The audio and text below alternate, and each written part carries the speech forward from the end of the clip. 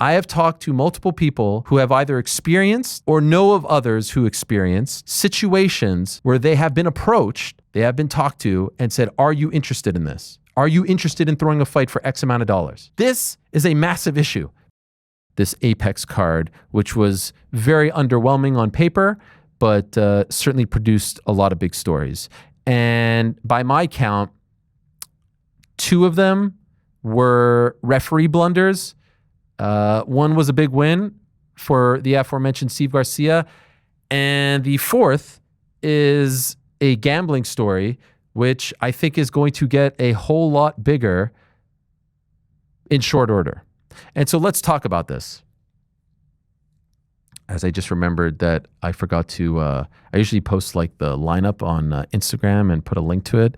And I didn't do that because I was all fired up about today's program. In any event, you guys have heard about this story? You familiar with what's going on? Because I know a lot of you were like locked in on other things. Yeah, we're familiar. Is this for real right now? Come on. No, I don't know.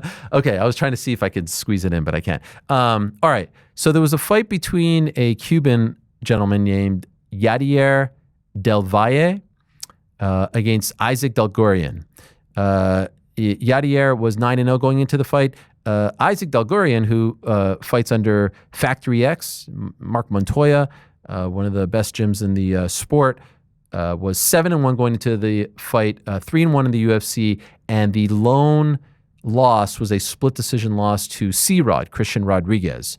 Well, this fight happened at approximately 8:05, 8:10 p.m. Eastern time, at approximately 7-ish Eastern time, so around an hour before the fight.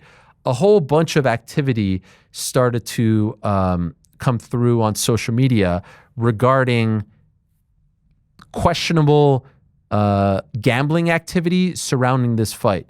What I want to do is quickly pass this off, because when it comes to this stuff, this is not my domain, but I'll tell you all about the aftermath. Have no fear. I want to pass this off to GC, who will use the right terminology and explain this the right way as to what started to happen at around 7 p.m. Eastern time. Yeah, so you essentially just laid the foundation, everything, the fight was going to happen, all of that. So all week, Isaac Dulgarian, from Sunday evening of last week all the way through Saturday at 5 o'clock, Isaac Dulgarian is sitting around, depending on the book you're going to, minus 250, minus 260, minus 270. A fairly heavy favorite. A lot of people are favoring him to get it done, use the ground game, everything like that. It was actually Rick's pick and the Parlay Pals and everything like that. And around 7 o'clock, people started noticing via websites like bestfightodds.com, fightodds.io that have tracking on the odds. We have a picture of it right here. They start noticing this incredibly steep increase. You know, you can see around the 27th of October all the way through Saturday evening, he's sitting as a minus 250 or greater favorite. This is mean odds. So this is all of the sports books gathered together to make an average on the odds. And then right around 5 o'clock is when this insane increase happens. Now, this typically happens when there are big bets coming in on a certain side. They're going to adjust the odds to try to get equal playing on each side to guarantee profit for the sportsbook. But something like this happening this close to the fight, this drastic of odds changes, is going to alert a lot of people. And we can see by some tweets that we saw, people in the MMA betting space, it's a lot of people on Twitter that kind of started firing these off. You see minus 270 to minus 162. Uncle Weezy MMA, he was one of the first to note it. This one, he's actually looking specifically at Del Valle to win in round 1, dropping from plus 850 down to plus 500. And I think it ended up getting down as low as plus 400. We can keep going. These are all happening before the fight even takes place. Shout out to DFS by the numbers. Brady. This is right when the fight was about to start. He tweeted, Isaac Dulgarian's now minus 145. FBI, investigate this now. Val Duar, he notes it as well. All of these people, I think we have one more tweet from Val here, where he even notices on FanDuel, all of the methods get locked for the fight as well. So like you can't put in rounds or methods or anything like that. This is all happening before the fight even takes place. This massive odd moments, you've got the sportsbooks locking it up. It seems very fishy. Then they actually come out. The fight happens. Isaac Dulgarian gets finished in the first round in a fight that, if you watch it back, that it seems suspicious in its own right. And now ever since the fight ended. I mean, the second the fight ended, Twitter started blowing up with that fight was fixed. This was abnormal. You can tell by the way that that DC was talking about it. You can tell by the way that the broadcast is talking about it. Michael Chiesa is ripping on Dulgarian that it seems fishy. And ever since then, now we've got sportsbooks coming out. Caesars is going to refund it. William Hill as well. They used to be owned by the same company. Now they're separate entities. They're putting out the same tweet about how the Dulgarian fight, the people will be refunded. And it's opened up a whirlwind of people calling for action to be taken. And now, obviously, the story that you broke last night, Isaac Dulgarian has been cut by the UFC. Great breakdown. Thank you for that. So here's what I know regarding this story. And there's a bigger story at play here, obviously. UFC was aware of this. They were made aware of it. And my understanding is there were conversations with Dulgarian and his team about this activity and questioning him what is going on. And multiple times he said that, according to my sources, that he was good to go, that there was nothing of this sort happening, and that there was nothing to worry about, essentially. Now, I have talked to multiple people who have known Isaac for a long time and who have trained with Isaac and who have heard about training sessions. And I have been told that in the gym, he goes up against some of the best fighters in the world. The Yusuf Salals of the world, the Corey Sandhagens of the world, like some of the top guys in that area, in the Denver area. And not only does he go toe-to-toe, but sometimes gets the better of them. And I've been told that he is an absolute stud. And those same people had the same reaction that Daniel Cormier had the same reaction that Michael Chiesa had, which was, what the hell was going on? What was that? Now, to the best of my knowledge, well, actually, I know this for a fact, like the broadcast team wasn't aware. But so all of that was very genuine, like not following through on the takedown, not fighting the hands, just punching when, that arm is sunken in under the chin. It was all very unlike him. And as both DC and Chiesa rightly said, it was like white belt stuff. And he's not a white belt. And he doesn't fight like a white belt. And I don't mean white belt in jiu-jitsu only. I mean like white belt in MMA. So all of that led to more suspicion. After he was asked multiple times to continue, like there were people that were wondering like this seems a little bit odd. And obviously the radar is up. There was the Derek Minner situation of a few years ago. There's all this other stuff going on in the world of basketball, the NBA to be particular. And I believe that in this case, the UFC should have just pulled the fight. What's the point? Just pull the fight. There's nothing in the contract that states you can't pull the fight. Pull the fight. Why lead yourself to this? To be clear, I don't think the UFC had anything to do with any sort of nefarious activity. Nothing that has been said to me would suggest that in any way, shape, or form.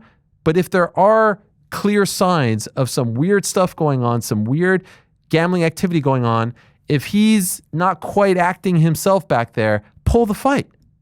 Why? Like, it's not worth it. It's a mid-tier fight on an Apex card that could lead to so much more. And by the way, even if they did pull the fight, the fact that this stuff was already happening should lead to an investigation. If in fact he was in agreement to throw a fight, to work a fight, that should lead to a release. But still, it's a stain on the company. It's a stain on the UFC. Can't just wash your hands of it. As we just said, the fight went through. He looked awful. He got submitted by a guy who should have never submitted him, especially not in the first round. That leads to more questions. That leads to more speculation. Following day, released, a guy who was never on the chopping block, so to speak. In the morning, officially, the release is attributed to the loss. They can cut you after a loss, but we all know what's going on there. We all know what's going on there. There's no doubt about it. my understanding is this is on the FBI's radar. How deep of an investigation is unclear at this time. This is all very new. But yes, it is accurate. I believe there's a gentleman named Harry Mack on social media who is having a nice little victory tour after all of this, and I'm sure he's going to have another one. I'm not familiar with his work, but he did write that yesterday, and so that is my understanding. And my understanding is that this is not an isolated incident. And what I mean by that is I have talked to multiple people who have either experienced or know of others who experienced situations where they have been approached about their willingness to do something like this. So I have been told by multiple people that they have been approached, they have been talked to and said, are you interested in this? Are you interested in throwing a fight for X amount of dollars? Believe that's what happened with Darrick Minner. And all signs right now are pointing to something of that sort happening here. This is a massive issue for the UFC. And when you consider, now I haven't been told this part that I'm about to say, but when you consider the questionable refereeing as of late, you can't help, I said this last week, you can't help but let your mind go there as well, because there's no other possible explanation for some of the wacky stuff that we have seen as of late. And it's very easy to do. It's extremely easy to do. We've seen it. We've now seen it in broad daylight multiple times. And I think what is happening here, adding 1 + 1 + 1, I believe what is happening here is people are preying on lower level fighters who don't make a lot of money, who are in tough spots, who are fighting in the major leagues, and they're offering them a quick fix. They're not going to like the top dogs, but they're offering a quick fix to the lower level fighters. How prevalent is this? I can't tell you, but I've now heard it multiple occasions in my conversations over the past 24 plus hours saying, are you interested? And that's a huge problem. And so how big of a story this becomes remains to be seen. But this is happening in gyms, in private. This is a big story. Of course, what has also been brought up is the fact that Isaac Dulgarian used to be coached by James Krause. He was brought up by the Glory team in Kansas City, which no longer really exists. James no longer in MMA. And when he was signed to the UFC, he had long since moved on from James. He now trains at a Factory X in Denver under a great coach that everyone speaks very highly of, Mark Montoya. My understanding is there's no other connection to this story and the Krause story of 3 years ago. It's just that he was once trained by him. So when you look at his picture and there's a Glory logo there, you're like, oh, wow, that's weird. But everyone that I spoke to said the connections end there. Now, was there a sort of environment fostered? That remains to be seen. But 1 and 1 doesn't equal 2 in this regard. Weird coincidence. And we have to only leave it at that for now. But right now, Isaac Dulgarian is out of a job. He has been released from the UFC. UFC, to the best of my knowledge, has not commented on this. And I believe there is a lot more smoke to this fire. This is crazy, guys. GC, you're in this world. You love this stuff. Are you surprised by any of this? I mean, we saw it happen 3 years ago with Darrick Minner. This is almost the exact same sequence of events of fights getting ready to start. It's on a lower level Apex card. You mentioned it's a guy with not a ton of name recognition, not a ton of name value, and some things that are alarming happens before the fight. And you're like, well, if this doesn't go the way we expect it to go, then I'll be surprised. And sure enough, Darrick Minner finished in the first round. Isaac Dulgarian finished in the first round. The thing that I noticed watching it, the Derek Minner one looked like he was compromised going into that fight, and that's why it ended in the first round, and people became privy to that. This one looked like he was just not fighting to his level. I mean, you mentioned it, like how impressed people are with him on the ground. Going into this fight, he had either he had either finished his opponent or 10-8'd them in the first round in his 3 prior UFC fights. He lost the C-Rod fight by split decision, but he 10-8'd him in the first round on all 3 judges' scorecards. To see him come out there like that, just get the back taken and then get subbed in this manner where you have guys at the level of Michael Chiesa and Daniel Cormier calling it into question it is as sketchy as it gets, and now he's cut the very next day. Yeah, and not the first time we've seen it either, right? Like, even before that, there was the Kuntz and Bang fight, the Taehyun Bang and Leo Kuntz fight that was flagged because of the suspicious line movement. It's not the first time we've seen a situation like that. It's not the last. Some of the details that you revealed, though, do have me wondering things, which is, namely, for one, the fact that if the UFC was alerted to this, I don't understand why go through with the fight. There's really no reason to go through with the fight. As you said, like, this is a middle of the card type of fight. If you're asking the person that is suspected of being involved in this situation whether they're going to do the bad thing, of course they're going to say no. Like, of course they're going to deny it and then just, move on with their day if you allow them to. There's no reason that fight should have happened, in my opinion. If the UFC had wind of this, they should have just canceled that fight. It is not worth the risk because, as you kind of started to lay out, and I believe very strongly, this cast a shadow on the sport of MMA. This cast a shadow on the UFC. If any of this is proven to be true, right? Right now, we're still in the phase of speculation where we're kind of putting puzzle pieces together and jumping to a conclusion, as opposed to having the facts of what was committed, or if anything was committed on Saturday. But the picture is starting to look very murky, and the picture is not looking good. And I think it casts a bad light on everybody involved, not just the people who are actually in the cage. And so I'm surprised that if the UFC had that information, that they would continue, because, as you said, it just does not end well. No matter how that goes, it does not end well. PT, let me be clear. I'm not saying the UFC is the bad guy necessarily in this. I'm not saying that they were in on it, but there is a precedent to doing this sort of thing.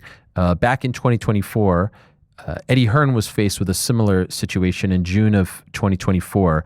I'm just reading it off a TalkSport report here, but I remember it vividly when it happened. Eddie Hearn canceled the fight between Aqib Fiaz versus Kane Baker because of alleged, quote, betting irregularities. Hours before the event, Eddie Hearn's Matchroom Boxing announced via official statement that the fight had been canceled due to unforeseen circumstances. Fiaz versus Baker 2 is now off.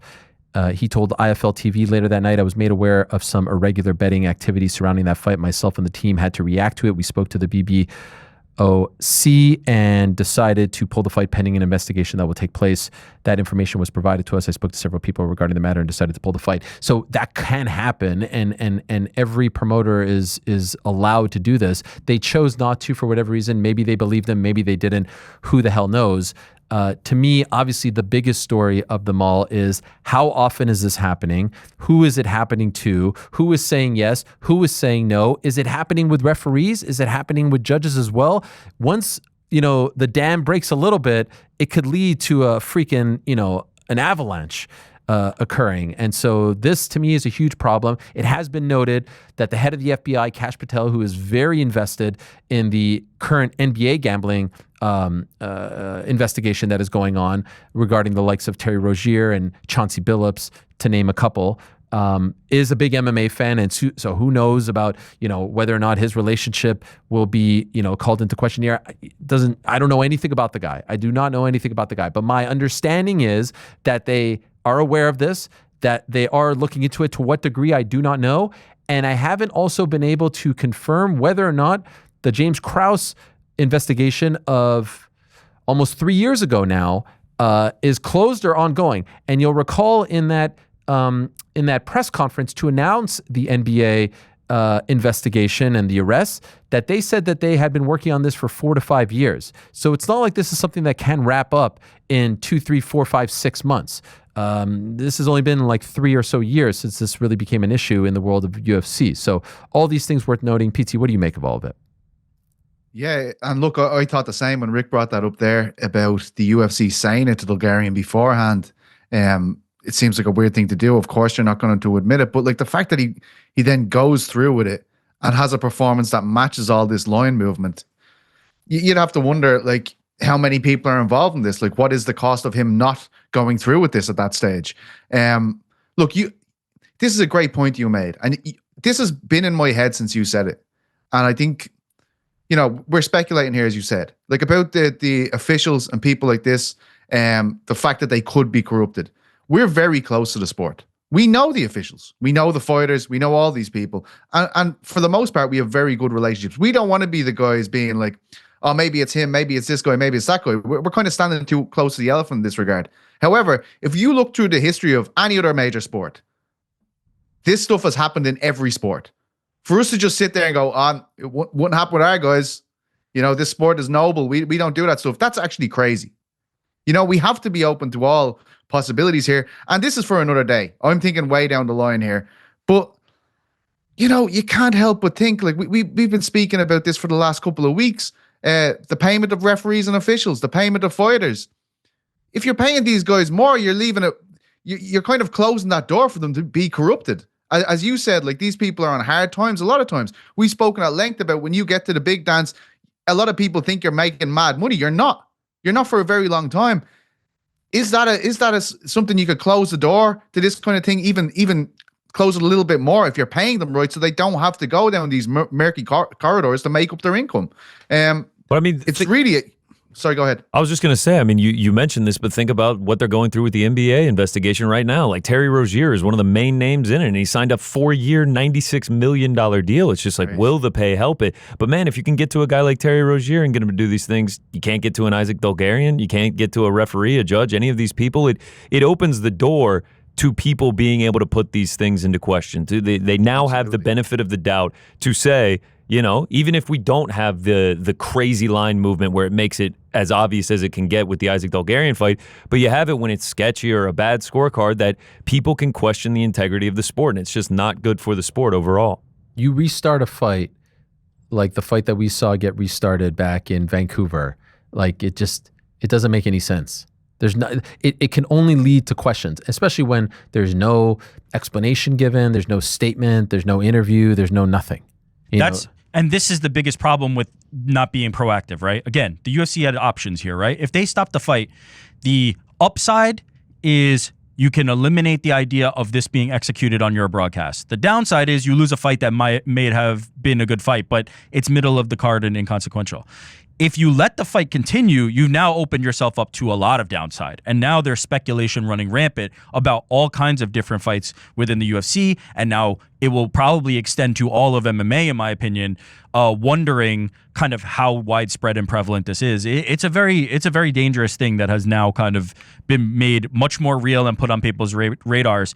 And I think GC made a great point, which is like, if a guy like Terry Rozier can, you know, be accused of something like this, making that type of money, what, you know, if these guys are making 35 and 35, and referees and judges in MMA even less, it's so easy to imagine a world where somebody's coming with a paper bag and just saying, let's get this done. If the UFC was truly alerted to it beforehand and nefarious betting activity, this is a fight in the middle of an Apex card that essentially it's only diehards watching this. This isn't a pay-per-view card. This isn't a fight night. This is not a fight that we need to see happen. They should have come out and said the fight's canceled due to nefarious actions. We do not allow that in this sport, and so for that reason, the fight is not taking place. Yeah, I'm really curious to see where this all leads to, because I think that in the past, Derek Minner released, no one really bats an eye. There's a Jeff Molina casualty. James Krause is essentially banned from the sport, and everyone just kind of goes along their merry way. Does the same thing happen here? Isaac Dulgarian, not a top star, not a top draw, not a top-ranked fighter or anything like that. Does the sport just kind of move along, or is there more to this? I think if there was something untoward going on here, they picked the worst time. They picked an inopportune moment because of all the spotlight and attention that the FBI has on the other sports, namely the NBA, in regard to this. you couldn't have picked a worse atmosphere, rather. You couldn't have picked a worse time to try to execute something like this if you actually did, because I don't think this can skate by, right? Last time around the Minner thing, and GC, you correct me if I'm wrong here, I remember there were certain jurisdictions, like I believe in Canada, where they started pulling UFC lines off the books related to MMA betting because of this scenario. Then they went through with investigations, they went through the process, and those lines were reestablished. I'm wondering what will happen now around the culture of betting as it relates to UFC, as it relates to MMA, as it relates to NBA, as well. I know there's been a lot of conversation around Adam Silver, the commissioner of the NBA, and wondering the usefulness of some of these individual player props and things like that.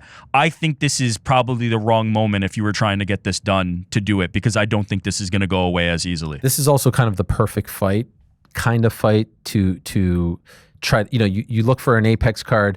Minner was as well, under the radar. No one's talking about it.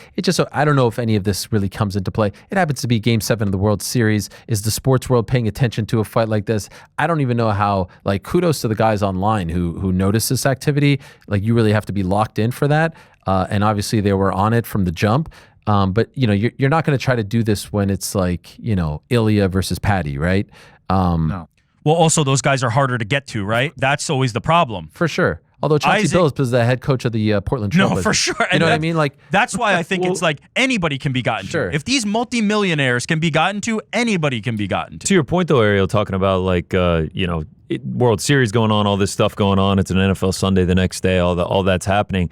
I still haven't seen it break into the mainstream. I mean, if you Google it, it comes up, but it's all different MMA media outlets. Like, you're not seeing it on, like, it's not leading Sports Center. It's not, getting mentioned anywhere like that. You don't see a CNN article about it.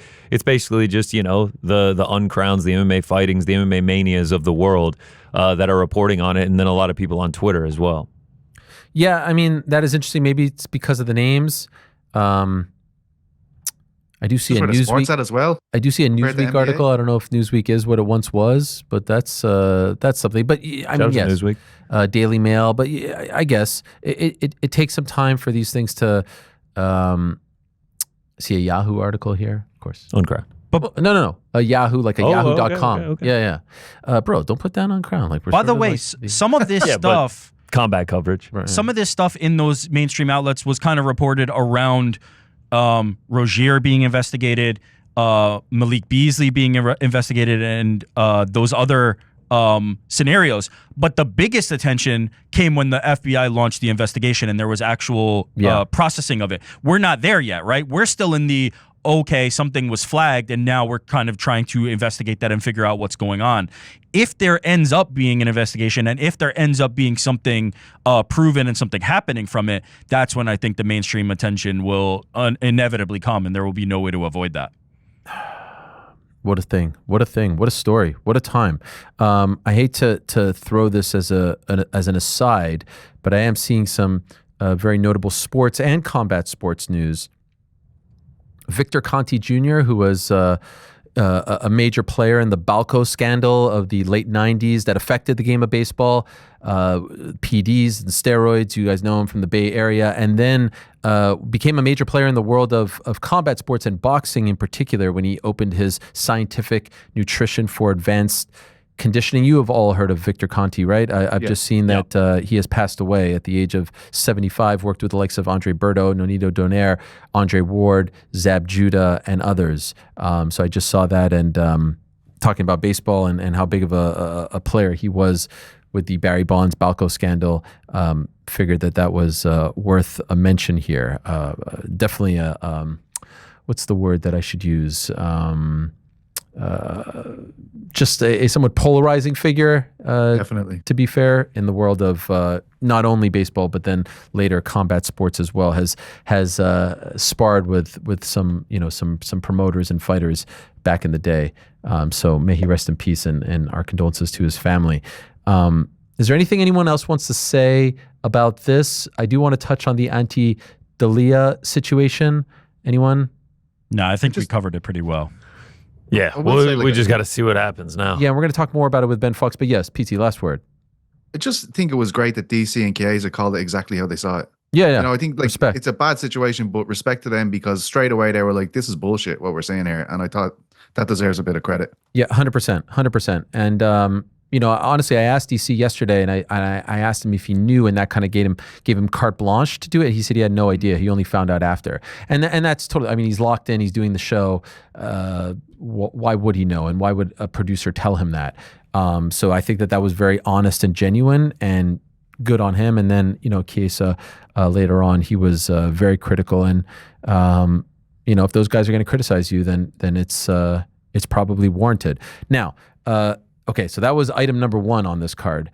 Then, well, I would say like later on in the card, because this fight happened after, but I'll label it as like newsworthy item number 2 for completely different reasons. You had the Waldo Cortez Acosta, I do believe one of GC's favorite fighters, going up against Ante Delia, who is a teammate of one Tom Aspinall, who ironically, was asked about the Tom Aspinall eye poke situation this week, and was talking about it and made some comments which sort of came to light once again regarding eye pokes and all that stuff in the aftermath. But what ended up happening was Ante Delia, in a moment where he was, on the offensive, so a little bit different than the Cyril Gane situation where he's like actually on the offensive, pokes Waldo Cortez Acosta in the eye. The referee, whose name is Mark Smith, thank you for that, did not notice it. And then after several more punches where, Waldo Cortez Acosta is now like almost like shielding himself, turning up, not fighting back, the type of demeanor that you would have if you are done, the referee waves off the fight and calls it to a stop. Delia thinks he won the fight. He's celebrating. He's running around the cage. He's going like this, all this stuff. Immediately, Waldo is complaining of the eye poke. He sits on the stool, and the broadcast goes from like, this guy just won, Ante via TKO, standing TKO, to now, oh wait, something's going on here. And now you start to hear the conversations regarding the eye poke and them checking on it, them checking the replay. Now, what I thought was going to happen was, all right, in the moment, heat of the moment, Mark Smith calls off the fight, TKO win for Ante. I thought that they were going to check, which I have no problem with, the replay to see if in fact there was an eye poke. If there wasn't an eye poke, Ante wins. Sorry, man. Like maybe it was a knuckle. Who knows? You lost the fight. If there was an eye poke, which there was, but I'm just saying this is what I thought they were looking at. If there was an eye poke, then the referee comes, they go to the middle, they announce winner via DQ due to a foul, due to an illegal shot, an illegal eye poke to the eye, is Waldo Cortez Acosta.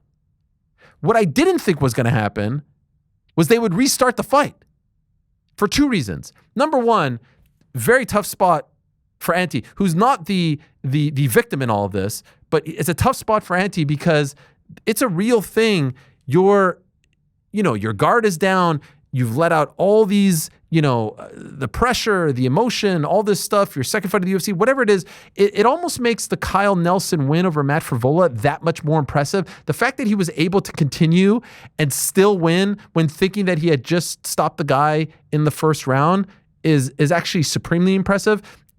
It to me, in large part, is like the Magny win, this win for Costa makes a lot more sense. When you have released all of that, it's very hard to get it back.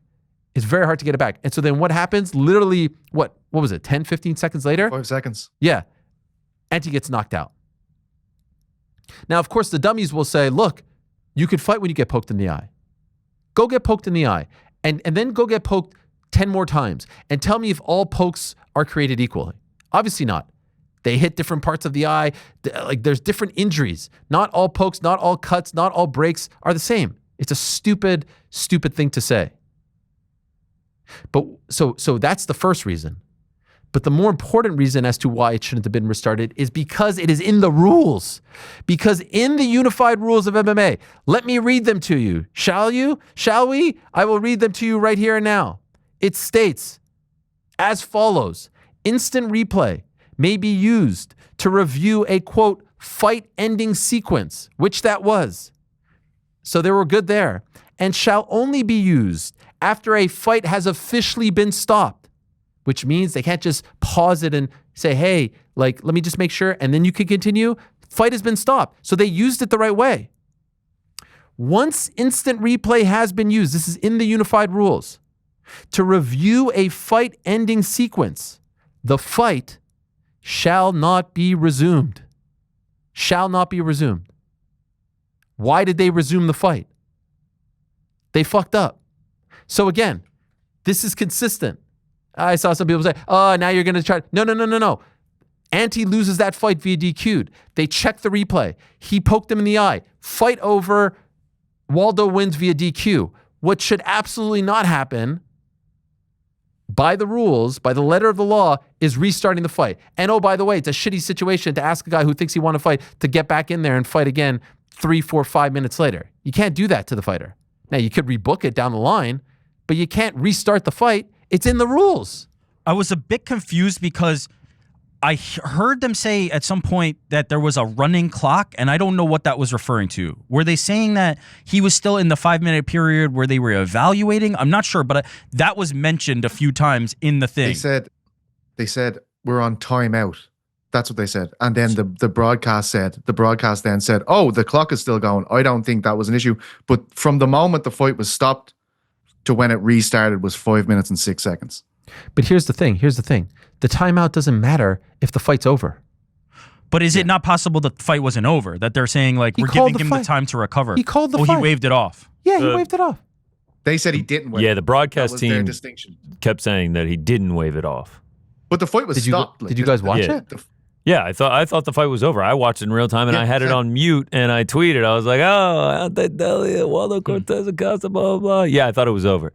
And then I looked back, and I was like, oh, shit, they're restarting the fight. So I didn't hear any of the broadcast live. They were saying something about the clock. That's all I remember. I mean, they brought the stool in the cage. The teams came in and everything like that. So, like, restarting it after that feels egregious. Oh, yeah. That should But they're not have watching been the restarted. fight ending sequence, to Ariel's point. Like, you know, they are going through the motions of a fight that has been stopped and now they're checking for a foul. Correct. I right. think honestly, like, if we look at this, like, this whole thing that took place there is a reaction to what happened at UFC 321. Like, it is what happened to Aspinall. I think this whole thing goes off the way it does because it's a reaction to what happened with Aspinall and how dejected everyone seemed to feel about that. Even Waldo continuing. Waldo says at one point he's in the corner. They've stopped it. They're trying to review the situation. Waldo says, I can't see. What was the thing everybody said after Tom lost? You can't say that. Yeah. Brendan Fitzgerald on the broadcast says, oh, watch what you're saying. I hate that, by the way. I hate that, by the way. Yeah, like, you I should think be it's allowed ridiculous. to tell people how you feel. Like, you're not supposed to lie or hide it. He said afterwards, I only can see 20%. Like, you shouldn't be fighting if you can have only 20% visionary right now. It's worked out for him. And it's worked out all reaction to Aspinall, the way he's come across. His contendership is a reaction to the controversy. And he'll be put in a better spot now because of this. What's the first thing he says? Hey, Aspinall, look what I did. Yeah. I kept going. You know, his contendership has been birthed by UFC 321's controversy. And the only reason why that fight continued, as far as I'm concerned, is because of how badly the world reacted to what happened at UFC 321. Yep. Okay, Makes a lot of guys, I mean, like, I'm rewatching it because you made me doubt myself. Like, Mark Smith absolutely stops this fight. He jumps in there. No, I agree. He touches him. I mean, Oh no, we're just saying what the broadcast We're just saying that they were saying something about a broadcast, like, clock. they We're not didn't saying wave. that. That's what they said. I mean, No, but they agree with also you. mentioned the. I mean, he literally stops the fight. He couldn't have stopped it any more clear. That fight was over right then and there. They go check the replay. Agreed. The wrong guy won. You reverse it. DQ loss. Sorry, bud. You poked him in the eye. Fight over. The replay just confirmed it. The one thing you can absolutely not do is restart the fight.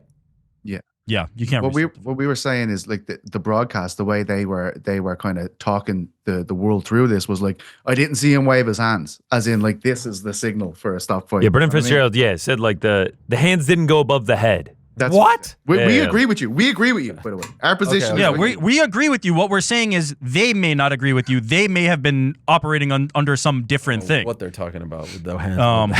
And I still disagree that I think that should be a no contest, not a DQ, but that's a different thing. Oh, don't start that shit again. Come on. Starting it up, though, is absolutely ridiculous with No, you with can't all start the it up. rules that were broken of the team Yeah. coming in, the stool coming in. You know, I guess, you know, Absolutely. it barely went over the 5 minutes. And then obviously Delia thinking that he won the fight. You have the adrenaline dump. Like it just should not have been restarted. You either should have gone no contest or DQ. Also, forget the fact that he had the adrenaline dump and lost. And I think Ariel made a great point. Like, we've seen this, like Magny versus Jake Matthews went the exact same way, right? Like he had an adrenaline dump. What if Waldo goes out there and it gets worse? What if his eye gets punched and it gets worse and you just sent him out there to have more damage done to his eye? There's no good outcome in restarting that fight. That's an absolutely asinine thing for them to have done. I don't understand that. Not Nevada. California State Athletic Commission is going to be talking about this tomorrow. They have a hearing about all of this stuff tomorrow. One thing that didn't happen last week was this replay nonsense. Mm-hmm. So they have to understand their rules. Would love to know why. And I'm going to reach out to them about that. Not California, Nevada. But what about, then you got, earlier in the day, Chris Tognoni refereeing the Billy Elikana Kevin Christian fight. And very, like I posted a clip of this. So I wasn't 100, this was before the baseball game. So people saying that I wasn't tweeting about the fight. The clip doesn't do it justice. You guys know this one, right? He Elikana has him in a rear naked choke. He's flattened him on his stomach. And it is very clear. The broadcast gets this one. They're mentioning that he's tapping the mat multiple times, like at least 5-6 times. Tognoni, like if they're lined this way, he's on the other side. He's on the complete other side. Like his head is buried into the other guy's head on the other side.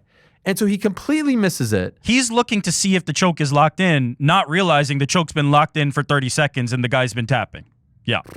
Brutal. Absolutely brutal. Trapped on one side. Yeah, he was trapped and he's just getting choked and he's been tapping for a long time. And then he's just out. And then he's out. Like motionless. Yeah. Bad situation. Horrible. It's crazy. I mean, it's actually sometimes crazy that like every event between the weight cutting and the referee blunders and the freaking head kicks and the guys like out, like that we just kind of skirt by on to the next one, you know? Yeah. It's like every week. It's almost like we follow the traveling circus. Yeah, like how do you explain this to an outsider? Wait, he tapped, he wanted out of the fight, but now he's unconscious because the referee who's supposed to be in there for the safety didn't see it? Yeah, no, he was on the other side. Weekend, lads? Gambling scandal, referee, you know, it's crazy event. What was it that Dana White said to Nina Drama? What was it? You don't know it's a good fight until it's over. Oh, no, let's hear from him. What did he say? Oh, yeah. Hey! Dana's here, so be nice in the chat. Why is tomorrow and next week's UFC so bad? Well, let me ask you a question. How's it bad when it hasn't even happened yet? Shut the fuck up. Watch it tomorrow, and if it's bad, tell me it's bad. All right. Was he right? Someone gonna tell him? It was actually pretty good. I mean, it was interesting. That's for sure. There's a lot of newsworthy items. Yeah. Some pay-per-views don't have these kinds of items. The lip licking. What is that? Nervous tick. Frank, hardly heard from you today. Yeah. I just love how like he's telling fans just like, shut the fuck up. Yeah. And they will. They'll say, okay. Thanks for watching this video. Before you go, if you haven't already, hit that subscribe button for us. Also, give us a thumbs up, leave a nice comment. These things go a long way. And while you're here, do check out the rest of the channel. We've got live shows and full interviews, clips, and a whole lot more. We're doing big things here, and we appreciate your support very much.